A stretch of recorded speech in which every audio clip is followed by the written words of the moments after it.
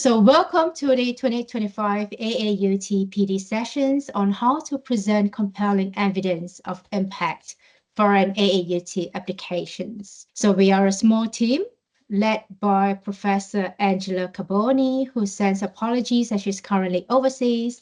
I'm Angeline, the awards managers, and joining me is Danny, our awards coordinators. I'd like to begin with an acknowledgement of countries. So on behalf of those present, I acknowledge the traditional owner of the land on which we are all joined from today. I pay my respects to the elders, past and present, and to all Aborigines and Torres Strait Islanders people of Australia. So what are the agenda for today? Today we have two great presenters. Dr. Joy Whitton will be sharing on presenting evidence of impact, and Professor Barbie Panther will be sharing on her insights as an AAUT Assessor team lead. She has been our assessor since 2018, so thank you, Barbie. And afterwards, at the end of the presentations, we will open up for Q&A. So without further ado, let's welcome our guest presenters for today. I'm pleased to introduce Dr. Joy Whitton. She has served 12 years as a grants and awards consultant at Monash Uni within the DVCE portfolio, where she supported academic staff on how to evidence the impact of their learning on student learning capacity and their learning experience. Joy has a PhD in higher education, focused on how educators encourage the use of learners' imaginations in non-arts discipline. So Joy is very experienced in this area of writing the applications.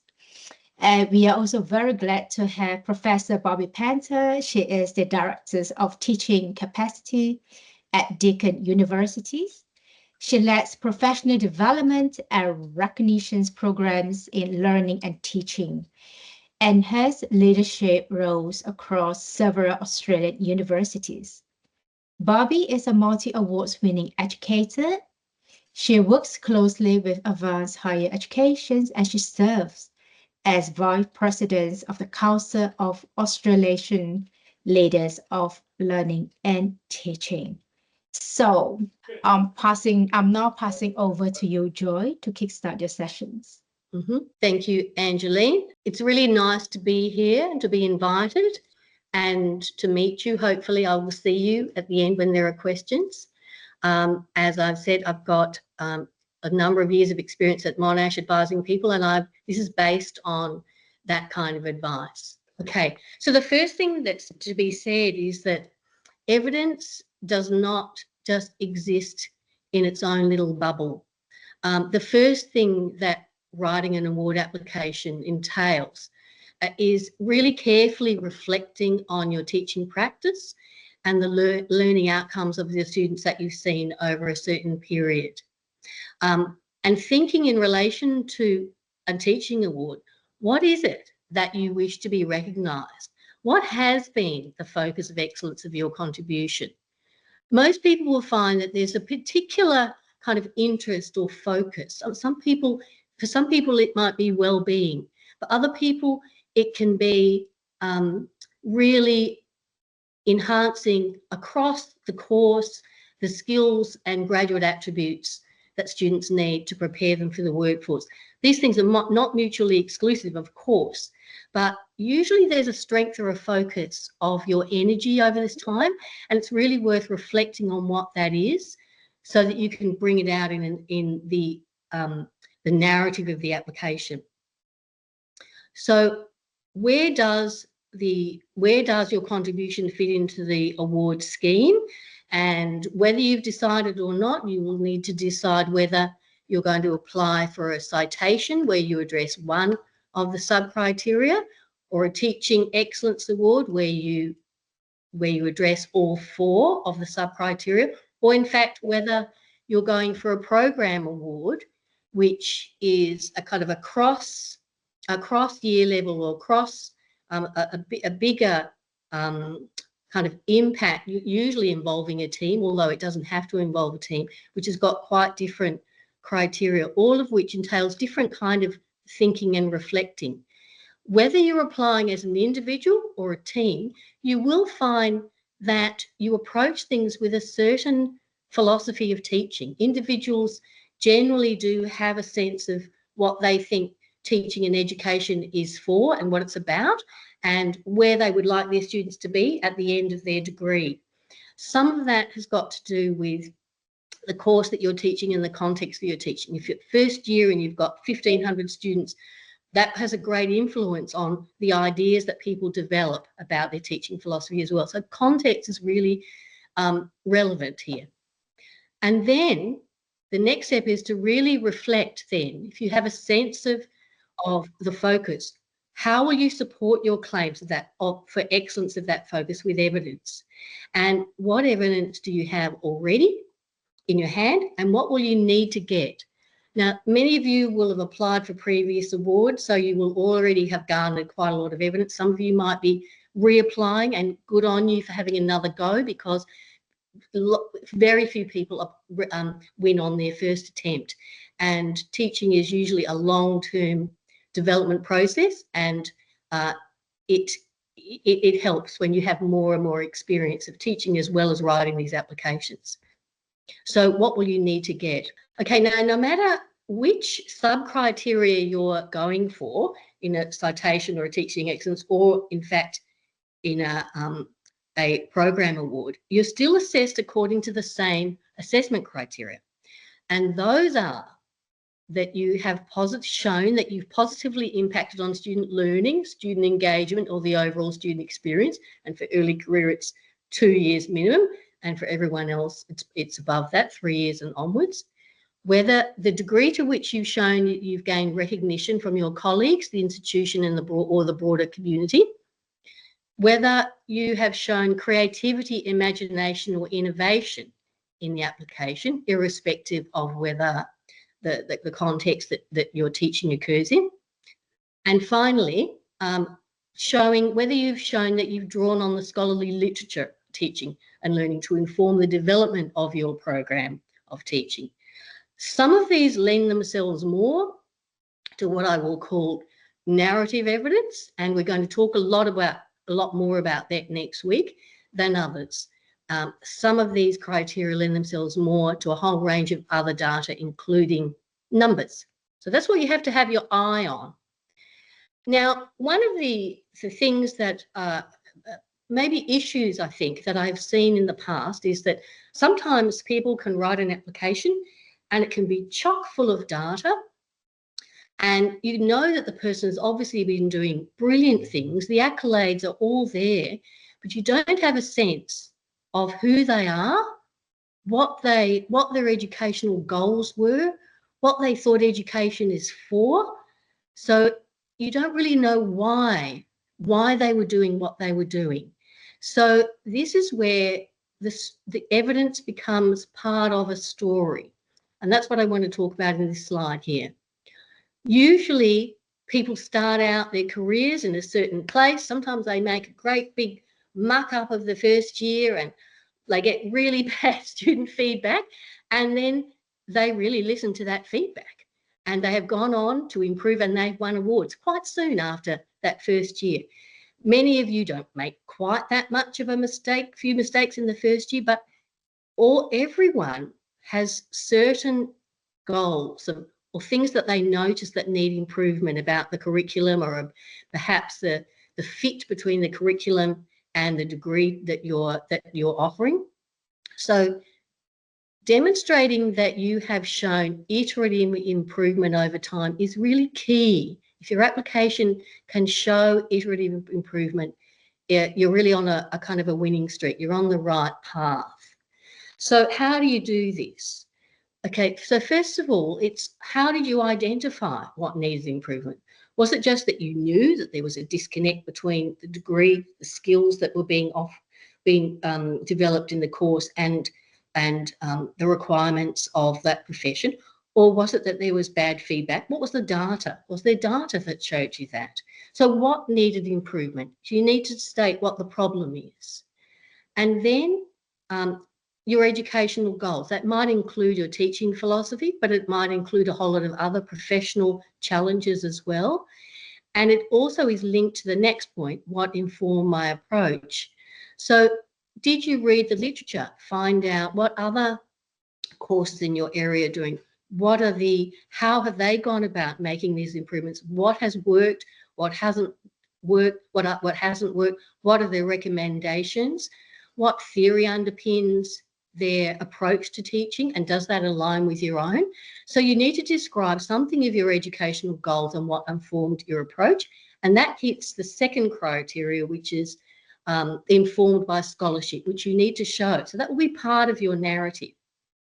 Then you obviously need to show what you did, which is a very difficult thing to do in 8 pages if you're doing a teaching excellence, or 4 in a citation. So usually we use examples to illustrate what you did. And then what was your approach? How will I know if my teaching approaches had the impact or outcomes that I predicted? What evidence did you collect on the effects? So what was your strategy of collecting evidence to know whether you had the desired outcomes? You would need to indicate that. And then having done the evaluations, got the results, had a look at it, either yourself or with your team, what did you do with that data? What were the next steps? What informed your next steps or next goals? So it becomes a cyclical, rather than a wheel, it becomes actually a cyclical process of improvement. If you can convey to readers a sense of yourself as a cyclically ongoing improving teacher who is always listening to feedback, seeking it and responding, you are 3/4 of the way to writing a very good application. So these elements are really important. Okay, so let's assume that you've got some evidence. So how do you present it effectively? Okay, the first thing to say is that you want information from a broad range of sources.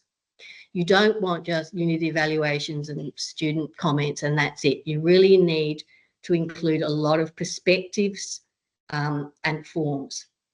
The next is that evidence doesn't exist as an entity in itself.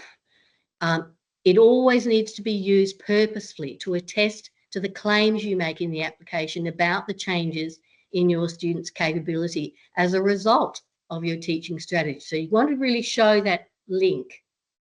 It usually will be threaded throughout the application, throughout your application, and not all lumped at the end, although there will be quite a significant portion at the end, I think. And then to demonstrate sustained impact, so sustained contribution, you will want a broad time span. So for early career, that's just a minimum of 2 years. For the rest, 3 years minimum and onwards, and particularly for program awards. So you want a broad time span, and you'll do that through quantitative data, try and get it over a number of years, student comments, likewise take the comments from different years to show you're not a one-time wonder who made a great effort in 1 year and that's it. Take them from across years. Again, peer review, you might have had it over a number of years. So just integrating those different years in which the data was collected does that job.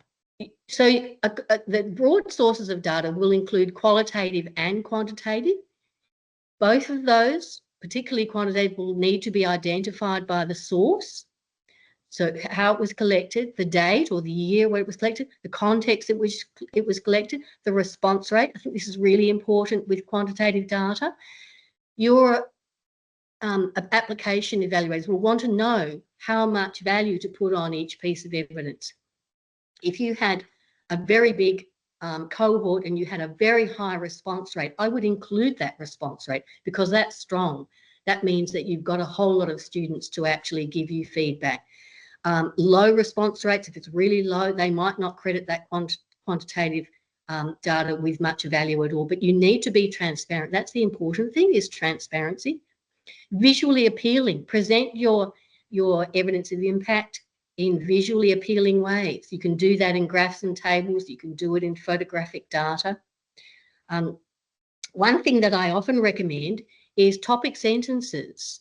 Now, you might remember this from English, but at the start of paragraphs, if you can actually show very clearly the connection between the subcategory you're addressing at this point. And if you're teaching excellence, they change as they go along. So you really want to nail why it is that you're telling them about this point right now. So what's the connection between the subcategory you're addressing, the why you did it and how you went about it in your narrative of your teaching strategies, and then the evidence you're presenting that demonstrates an excellent standard of your contribution. You just want those things to be very closely related. It also, everyone in this room will be incredibly different to each other.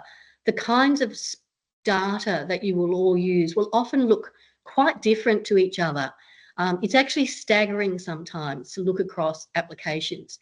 So you think about the focus of what your program has brought, or whether it is a program award, or what your personal teaching is. What is the context of your teaching? 1,500 or 2,000 students in first year is quite different than a program award or a second or third year 60 students in perhaps a physics course where there's a lot of maybe gender issues, where they're trying to actually keep in more females as well as males. Every context will have different challenges. So the context is very important, and therefore your data that you use will be very particular to what you're trying to prove. There will be many perspectives. Now, prior to the workshop, I sent all of the people who is registered this table, which is, I think, a wonderful summary of a whole lot of different kinds of forms of evidence that have been divided in by different dimensions or perspectives, if you like. And so not only are there lots of different kinds, but they come from different sources offering different perspectives. So I just want to spend a minute to just go through that. I don't know whether some of you have seen this before, but on either side of that table that you can see here, you've got coming from students. So on the right-hand side, student reactions, you've got what the students tell you about your teaching. So that could be from quantitative unit evaluations or qualitative unit evaluations, or perhaps you run and learning management system surveys and you've monitored how some change in your tutorial is going. So things that they say about what they're learning. And on the other side, student learning is things like student results, or changes in student results, or changes in attrition or retention. It could be improvements in employment outcomes. It could be that class attendance has gone up. It could be that you're getting assessments by employers that these graduates under the new program, or even placement students, are really better than they've ever been. So things that attest perhaps more objectively to other kinds of student learning. Then in the middle, you've got the two things that peers tell you about yourself. So that could come from a whole range of things. Peer review, perhaps you've had a peer review of teaching. You might be a member of a group that peer reviews each other. It could be that you have been invited to give a presentation at another university about what you've been doing. It could be that you've won a learning and teaching grant because someone's recognised in your faculty what you're doing is really good and they want to encourage you to do more. So peers have seen something good. So there's a whole range there of ways in which peers have recognised there's something good going on here. So those give you a whole lot of other forms of evidence. Then there's your own self-assessment. And now that starts with things like, do you keep a teaching journal? Do you write what your teaching philosophy is? And do you look at that every 3 or 4 years and see, well, has it changed? Or and what way has it changed and why? Like, have your experiences been changing that? Have you been doing some professional development in learning and teaching, been going to learning and teaching conferences, been influenced by someone? Perhaps you've been talking to colleagues every Wednesday lunchtime, or perhaps you have been evaluating your teaching, you have been writing it up, you've been presenting it, and then you've written it up as a paper, and that's been accepted, which is a judgment made about the work that you're doing. So there's a whole lot of them there. I highly recommend this resource. It's a one-pager. You can highlight things you've already got, highlight things that you would like to get that you don't have already. And then lastly, I just wanted to say something about using evidence responsibly. choosing evidence, just about the previous point about the columns. If you have evidence across all 4 columns, you're going to find that that evidence comes from more perspectives, it reflects more perspectives, and therefore the weight of evidence is stronger than if you have everything from one column, which is kind of one perspective. That's really important. So that's this point, is choose evidence from a range of sources so that you've got a strong weight of evidence. Solicited evidence is okay, as well as unsolicited, both have value, but if it's solicited, if you have an email from students, you just would want to say it's solicited as well as the year, just so that your assessors know that that's the case.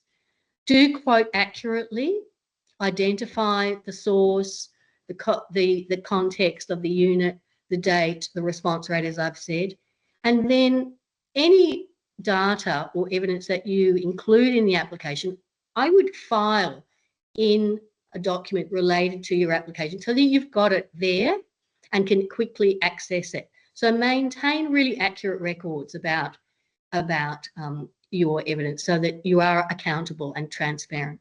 Okay, so one of the things that you really may want to do is obviously the name of the game is to improve the students, to change their capacity and capabilities. So if you can show that and a before and after over a trajectory of 6 months, the changes, and that might be, for example, student self-assessment, perhaps on a assessment task that involves people self-assessing their previous assessment.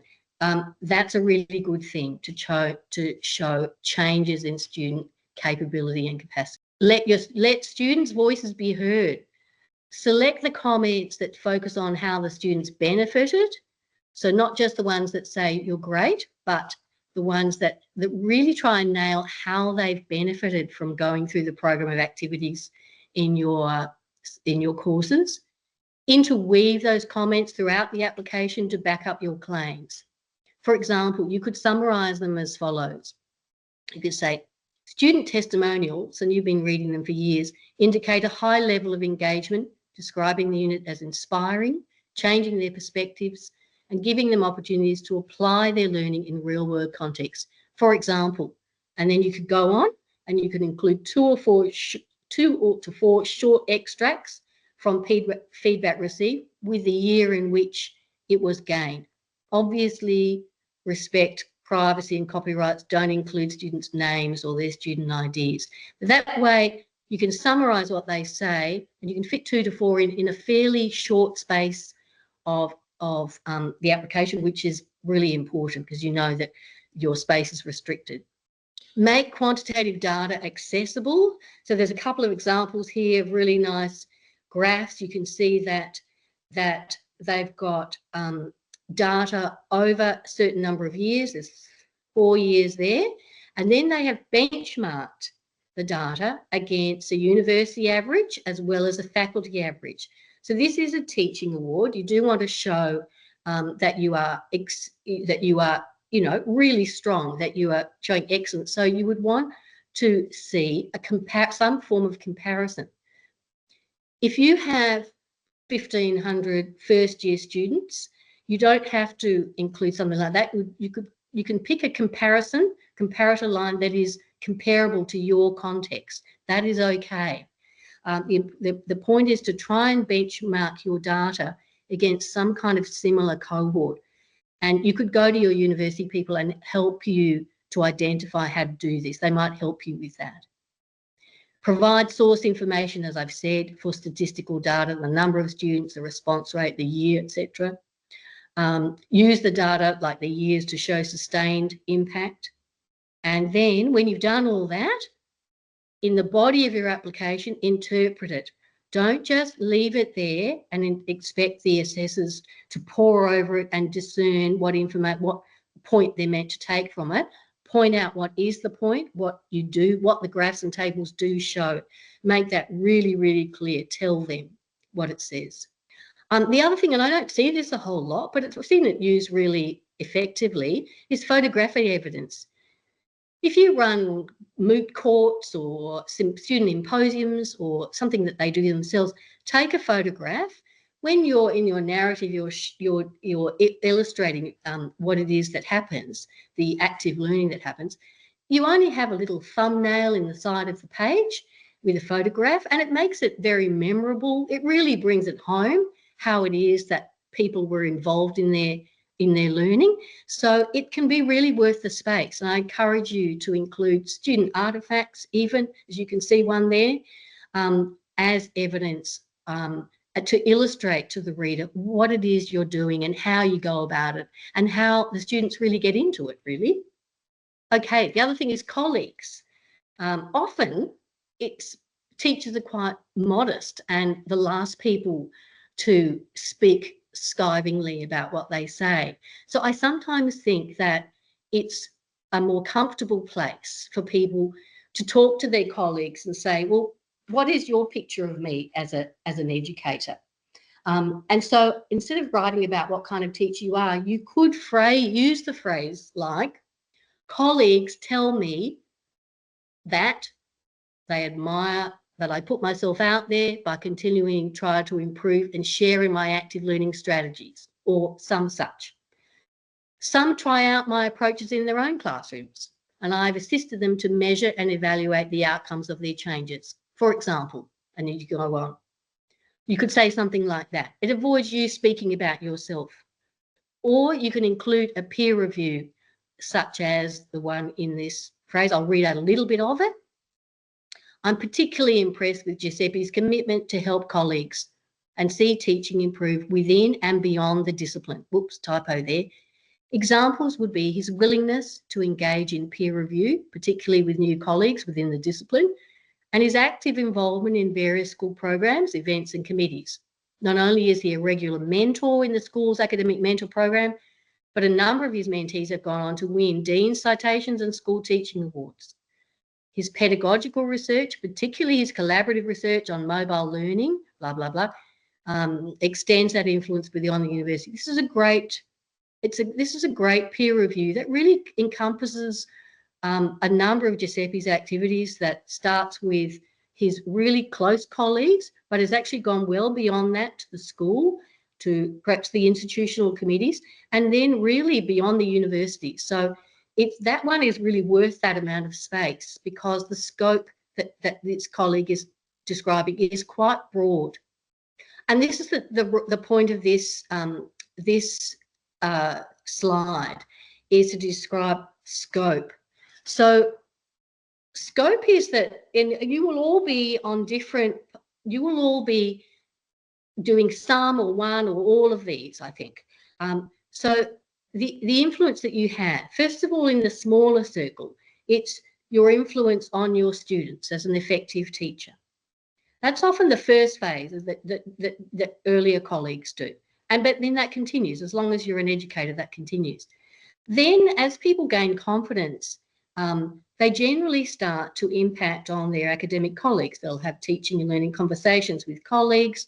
They might, as I've said, present at a university symposium or perhaps a lunchtime faculty meeting.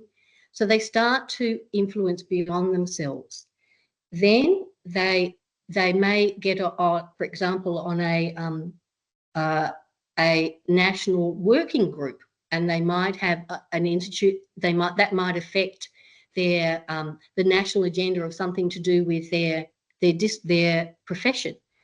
If you write a paper, you're actually affecting the educational knowledge about teaching in your discipline, and that will occur. That will affect not only your profession nationally, but it might go internationally as well. So influence tends to ramify over the course of someone's career.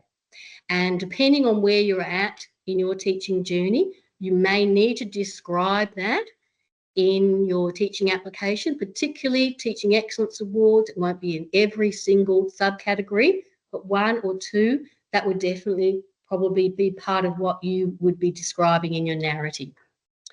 This is quite an example that I quite liked because I thought it was quite concise. And after having explained a lot of things, this person has said the following. As an example, in terms of measurable outcomes, My implementation of active learning methods have had a number of effects. Improvement of student grades, students remaining highly task-focused for the entirety of the lecture, increased retention rates in physics from year to year, reduced dropout rates within my courses, reduced gender gap, and positive student feedback and evaluations that have changed student perceptions of physics. Lecture attendance rates at lectures have also improved, although this is harder to measure.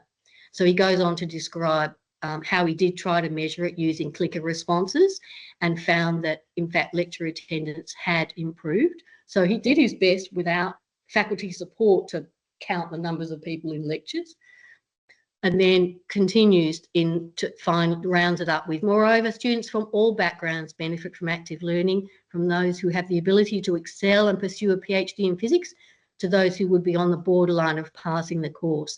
So you can see, if the person in the narrative has said that their really focus has been on the cohort, they're trying to address a gender gap in their discipline, they're trying to improve attendance in classes because they know that that will improve student outcomes. They brought this all together, and so you can see that they're catering for a whole range of student goals, I think, quite well in terms of conveying their voice as an educator. I put this in because occasionally, particularly people perhaps who've applied and not won an award before, sometimes you can write the award so beautifully and you can interweave the evidence so seamlessly that by the time a reader gets to the end, they might not be aware of exactly how many forms of evidence that you've included, and it could be quite a lot. So I wanted to say that you could consider summarising the forms of evidence that you've included throughout the application on page 1. So it would look something like this. The evidence supporting this application consists of, and look, dot points takes a lot of space, doesn't it? So you could put you could do semicolons instead, which would not take as much space. But formal evaluations of units, student testimonials and extracts from reflective journals, informal student surveys, improved student performance on exams, a Dean of Citation Award, student awards, journal article publications by students and peer review, even a grant. Like, that list of about 11 forms is actually definitely from all 4 columns in the table that I showed you. They're really quite diverse forms, and I think that would be very strong evidence. It's a way of underlining and making very memorable for your award assessor the breadth of the evidence that you have included in the application. So consider it whether it's worth the space when you're putting together your application, okay? And then finally, I was asked to say, well, is there a role for AI in an award application? And I thought about this and I thought, well, the work of reflecting and thinking is human. It's actually not the point of a robot. It's integral to the value of an application in exactly the same way as I think it's integral to the education that we're all doing and trying to help students to learn. So I would say do that. Also, and this is really important, if you win, you want to feel the application reflects you and is not an artificial reflection of you. So, and the other thing is AI can be very bland and very sane, whereas if you write in your own voice, it can often be better. But it can be useful to help you write the 25-word citation, I think, and possibly also the overview, particularly the 25-word citation. I would suggest that you ask AI to be a normal, educated human reader and produce 10 catchy summaries in a variety of styles and give it some prompts and see what it produces. And you can pick and choose, like there could be some words that you really like or a phrase. Sometimes you might find that it just prompts you to be able to write it yourself after you have, it's like a form of brainstorming. It will help you to brainstorm and then you can write one that you feel really comfortable with that summarises the rest of the application. Likewise, if you get stuck and you've written an application, you could ask it to produce 4 versions of sections of paragraphs that you've already written, and then you could pick the best phrases out of it, see if that helps. And these are the kind of prompts that you could give the AI. You could say, you are a great academic educator with a flair for writing. Can you help me rewrite this paragraph and finish it by giving me 4 versions in various styles? Make the styles persuasive, academic, but with flair, and make them extremely well written. So you could try that and see what it yields. See whether it helps prompt you. You might ditch all of them, but you find that it just is grist to your mill, and then you can go on and do it yourself. The other thing is, I think you could use AI as an editor. You could plug it in and you could say, look, you're a normal educated human reader of popular science and humanities books. I just said that because I thought it might yield something good. And to help by suggesting how the application might convey its message in a clearer way. Could suggest more subheadings, for example. Be wary though, be critical. What it gives you back might be more bland than you've already got. Do not accept what it says. Think about it critically. A book that I found extremely helpful on this score is this book that you may be familiar with. You see it in all the bookshops, Co-Intelligence. I think chapter 6 is really good. And he's a very, you can hear him thinking in this book. So I recommend it to you. The important thing is it's grist to your own mill, but do not rely on it. Okay. Finally, the only final thought I wanted to go into here is really the last one. I think we've covered a lot of these others. The AAUT has a mentor scheme of real mentors that you can be matched with. If you don't have access to a mentor at your institution, I strongly recommend that you put yourself in the best position and go online and see if you can find yourself one. Particularly is the Teaching Excellence Award. It's extremely helpful. And then the final slide is just about resources. The AAUT has some wonderful resource materials, including that mentor scheme. They've got some wonderful videos. They've got assessment rubrics. There is a very useful examples of effective evidence. It's about 12 pages, and it might help you to know how to write the evidence through a narrative. I find that the University of British Columbia Teaching and Learning Impact Framework has some really wonderful examples of leadership and scope of impact. So if that's you, if you're claiming leadership, you might want to look at that one. You can see it online. And then, of course, there's the nomination materials. Those are the main points. And I hope that you have found at least some of that useful.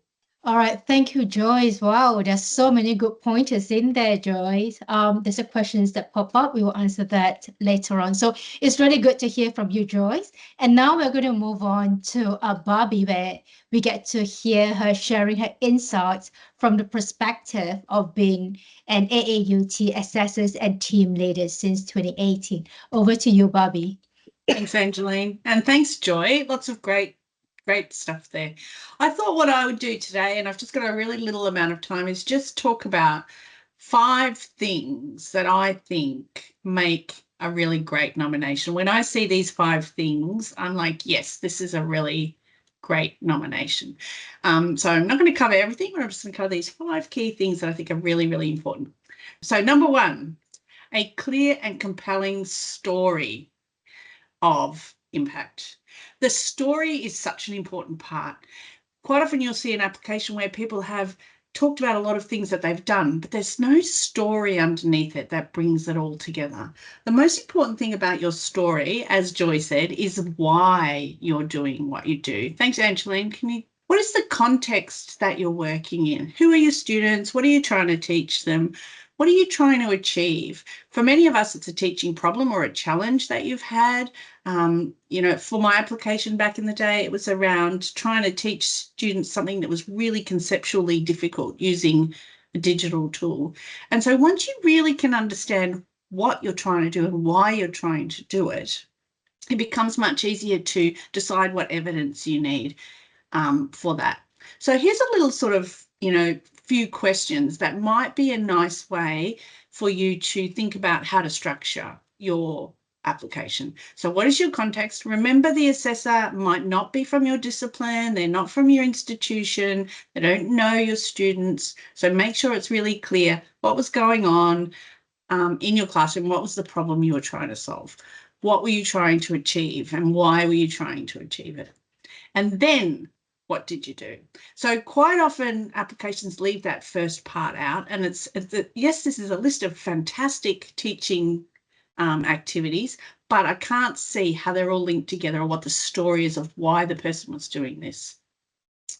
The next step would be then, what informs your approach? Why did you approach the solution to your teaching problem or to your context in the way that you did? And this is where you put in literature, scholarship, observations, what you saw, what made you choose to do the thing the way that you did it, and how did you evaluate it? Remember, your application is about demonstrating a continual improvement. Thank you, Joy, for that beautiful diagram as well.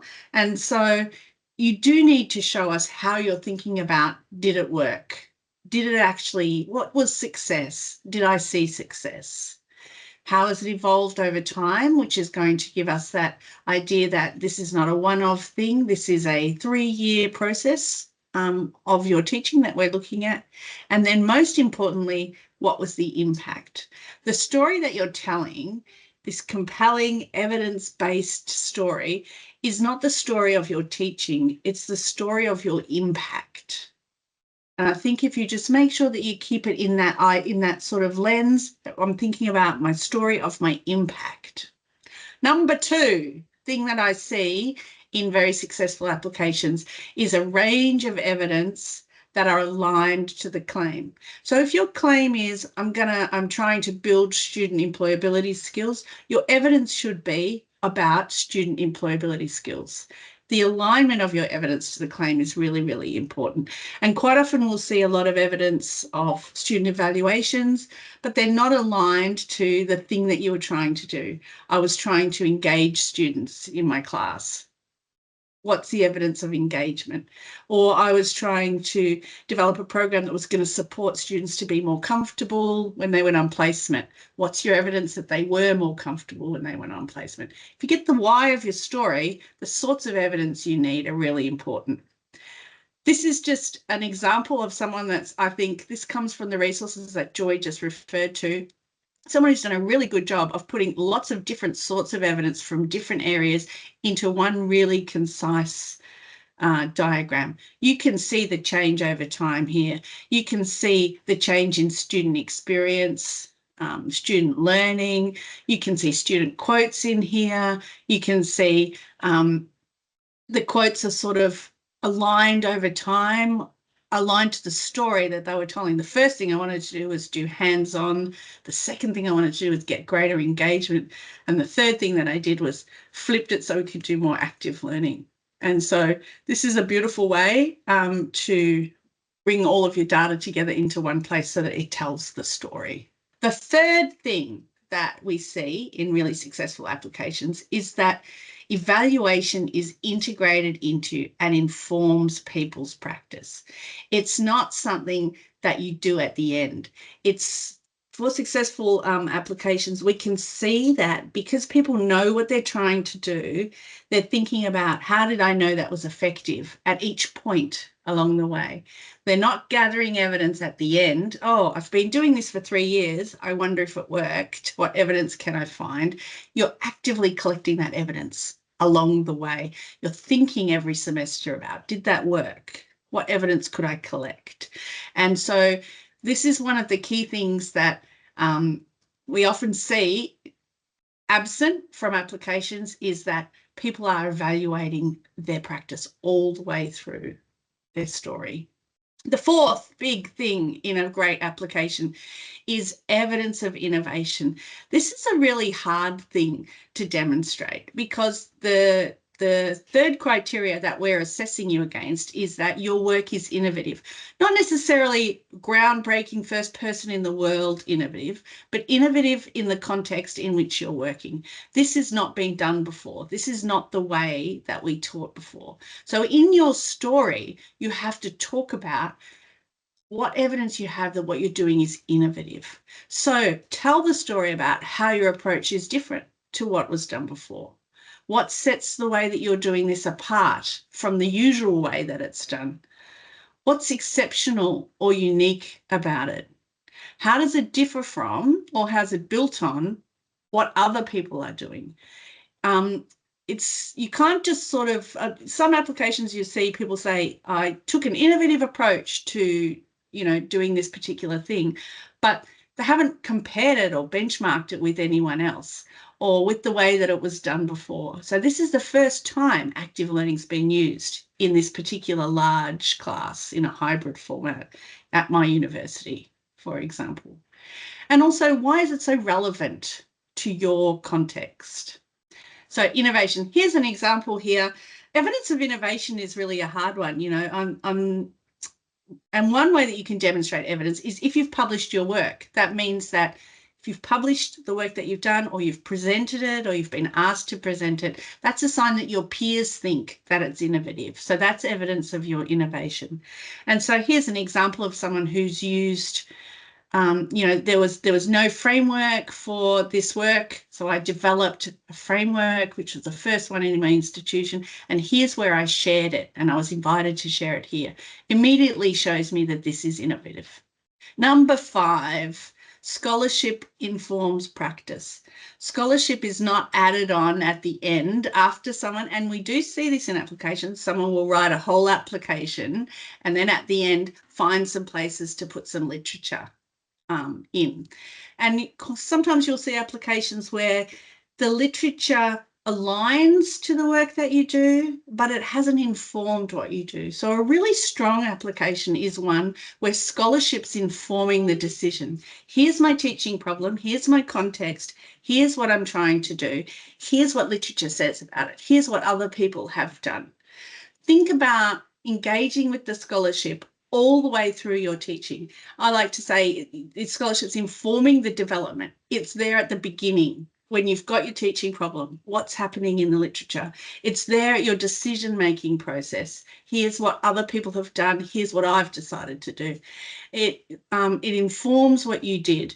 And eventually you are contributing back to the scholarship yourself because of what you've done is innovative. And so you don't have to have published your work, but it does help, particularly in demonstrating its innovativeness. And I also would like to see a really well-developed understanding of the scholarship in the area, a really strong application. You can see that the person writing the application has read the literature and knows what's happening in that particular context that their innovation is in. And so here's an example, which you can have a read of in the slides later, because I can see we're running out of time, of a way that this paragraph is really nicely got scholarship is within the decision-making of what they decided to do. So they're my 5 top tips. Have a really good story, use evidence from lots of different areas to support your story. Make sure that it's clear that you're evaluating what you're doing all of the way through, and make sure that scholarship is embedded in your practice, not just added on to the end of your application. And the 4th one was make sure that you give strong evidence of innovation. So I've got 6 little tips of things to do if you've written your application right now and you're thinking, right, what can I do to make this better? Ask someone who doesn't know your work to read your nomination and see if they can tell what your story is. See if they can tell why you did what you did. See if they can understand what was happening. Use multiple types of evidence. I think you'll hear that a lot along this journey. When you are using student comments, don't use very general comments like Barbie's the best teacher I ever had, because everyone in this room has those comments. If you are here being nominated or in the process of nominating for an AAUT award, it means you are an excellent teacher already. So congratulations. But choose student quotes that are going to support the claim you're making. If your claim is about making complicated things more understandable, choose a quote that from a student that says it was more understandable because of the way this teacher did it. Review the rubric. Another thing that, we just say over and over to our students, but we need to do ourselves. Look at the rubric. Look at the HD column in the rubric. Try and hit as many of those as you can. And seek wisdom from those who've gone before inside your institution or outside your institution if you don't have anyone available, and the AAUT Mentors link is there. Thank you, Barbie, for the 5 top tips. And it's so true that it is progressive collecting of the evidence. And I've heard some recipients saying that writing the applications is actually a journey of self-discovery as well. So it's not just, aiming to win an award, but it's more of like discovery. All right, let's open up for questions. Nalusha, you have a questions? Is that for Joy? You have posted where exactly can this summary be included in the applications, under which headings? Yeah, I that's would- right. Thank you, Joy. Just wanted to be very clear about where I could include that.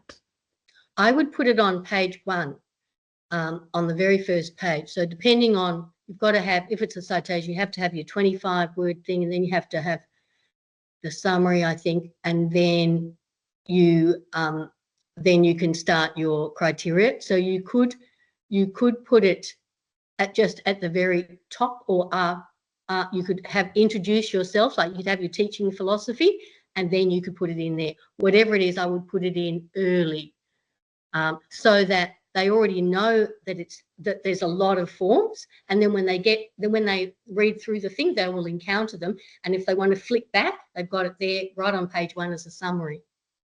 Would that be probably under the overview in the first page? Would it sit there? It could be. You could, except that the overview, you've got a word limitation, so I don't think you can do it there because they're watching. That's got to be a particular limitation. But nearly everyone, well, I think so. I usually recommend to people, after the overview, whether it's a program award or whatever it is, citation, teaching excellence, you need to discuss what your teaching context is and the philosophy that you approach your educational goals in. And therefore, you've got that paragraph before you address the criteria. You could put it just below there. All right, is there anybody else who'd like to raise a hand or any other questions? So, Anne Smith. Yeah, and sorry. If you look at the links that that Joy put at the end of her presentation, that all of the extracts that I put into mine come from those examples of evidence that Joy referred to. So have a look at that link. We'll also share the slides with everyone after the session, so you'll have all of this to ponder over in greater detail. Are we anticipating creativity and innovation with and for AI this year? I think so. I'm sort of expecting to see some AI this year. So we have a team application, and I just want to know about the 3-year guidance. I mean, team members come and go. So is it that all team members need to have been involved in the initiative for the full 3 years, or are there some members that perhaps we can give a smaller allocation to, say 10%, who've been there for 2 years, or, around that? There's actually quite specific information about the length of time that in the nomination guidelines, I think, isn't there, Danielle and Angeline? You need to refer to that. Okay, so it's in there. Okay. Yeah. For teams, because and if there's anyone else who, you owe, between you and I, you owe a great credit to, who actually doesn't fulfill that, but you emotionally, all of the team want to recognise, you can put their name somewhere in the application. Okay, I'll have a look at the guide. So even if they don't get the Guernsey, the official Guernsey, they are still recognised, and you feel fine, or you feel good about it. Okay. All right. Thank you. There are some other questions. Sorry, we left last 3 minutes. I will attempt to reply them after the session, so I will check with the presenters. As for now, let's put our hands together to thank you, our 2 great presenters, Joy and Barbie, for such informative sessions. And could I also get everyone to turn on your cameras, and we can take a group photos together. Before that, thank you, Danielle, is that key date reminder for this round: nominations from 25th of August, closing on the 10th of September. And next week, we have another sessions with Joy on crafting a strong narrative for an AAUT application. So we have Joy and Dr. Angela Jones, who is the program awards recipients, sharing tips around that. And as you notice, this year we have very specific PD sessions, but last year we have a whole range of targeted sessions for each of the awards tab, and they are available on our AAUT UA website and AAUTN website.